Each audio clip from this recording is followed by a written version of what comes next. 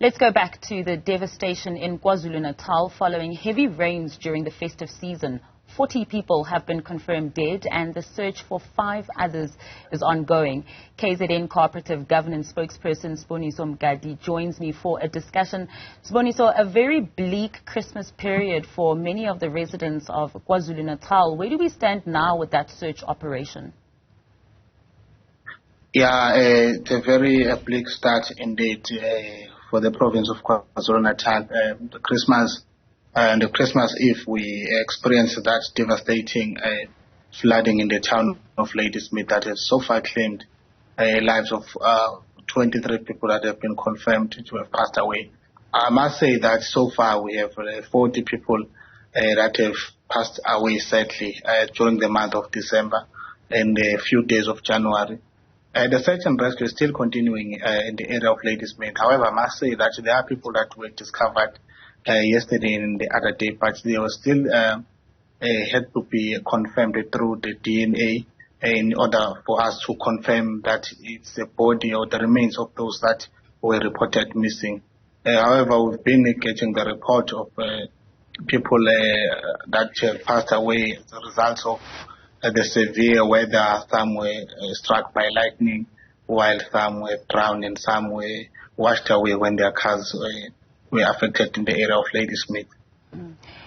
Sadly, that death toll just keeps rising. There are, I think, 5 more people who are still missing. But do you expect that as you continue with the search operation, that more people will come forward to say that we have family members who are missing still? Yeah, one of the things that the NEC, Bongi Westwalemlo, has been encouraging families to not to delay to reporting people that they have not seen in a day or 2 days, particularly after this heavy rain. So as we continue with the search, but I also must say that we're still continuing to experience the severe weather condition in various parts of the province, and that has also caused this death toll to rise so dramatic, as now we are standing on 40 people that have passed away in the month of December. But also from time to time we do get a report that people are drowned while they were sitting or were swimming on New Year's Day, some on the New Year's Eve, because we experienced a severe thunderstorm in different areas that also caused devastation in a household. Over 800 households have been affected by these heavy rains, and we have counted about over 170 houses that were completely destroyed by these heavy rains. So there are also businesses that have also been affected. Our disaster teams are still continuing doing the assessment that will give us an indication of how much cost, how much are the cost, as well as the public infrastructure such as road, bridges, and also cable lines that have also been affected, particularly in the area of the shore. Now, 800 households that have been affected, that's a lot of homes with a lot of families who are now probably displaced. What is the plan for them? Well, I must also add that out of those devastation, I think we only have a very few people, 140 people that were rendered homeless, and none of them have resorted to the mass care center or community halls that we normally open up to those that were affected by the flood. Most of them, because these incidents, they attack mostly rural and semi-urban areas. So most of them, they sought temporary shelter with their relatives, some with their neighbors, because they did not want to move away from their belongings. So currently we don't have anyone that is staying in the mass care centers. But obviously our plan, we are working with the Department of Human Settlement, maybe to look into providing vouchers and relief to help those to rebuild back their houses so that they can bring their life back to normal. And taking a look at the April 22 floods, when you compare them to these floods that we experienced on Christmas Eve, how would you say the province has been able to deal with this better? What lessons were learned from the previous flood? Well, maybe another thing maybe one needs to highlight is that the nature of these floods are not the same. If you look at the number of people that have passed away, particularly in the area of Ladysmith, those 23 people that passed away, most of them, they were in the cars that were washed away. In the area of Ladysmith alone that we've been attending to, since that Christmas Eve disaster. Very few households that were affected. I think there's only one home that was washed away that was located nearby the caravan park that was near the riverbank. So in terms of the damage caused in houses, it was minimal. So most of the fatalities were people that were either on the cars. Some people were trying to cross the river, like the young boy who drowned in the area of Mngadi. Some people were struck by lightning. Quite a number of them, over 15 people were struck by lightning. So if you compare to the April 2021 flood, it's completely a different story because we only have few houses that were completely washed away. In as much as we've recorded 800, but those houses, some suffered moderate damages. They can still be repaired. And they can still rebuild, and people are still staying in those houses.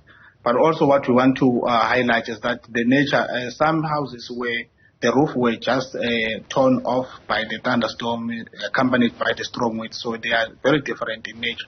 And I think we have tried maybe to raise awareness and also to issue alerts to people, particularly in areas where people try to cross the swollen rivers and streams, maybe to warn them not to do so, and also to advise people not to drive when it's still raining, because if you look at the incidents that take place in the area of Pietermaritzburg on the New Year's Eve, where a car tried to cross a low-lying bridge that was full of water at the time, so it was obviously going to be a tragic end, and unfortunately, we are still searching for one person that was in that car that was swept away by Umsunduzi River in Pietermaritzburg.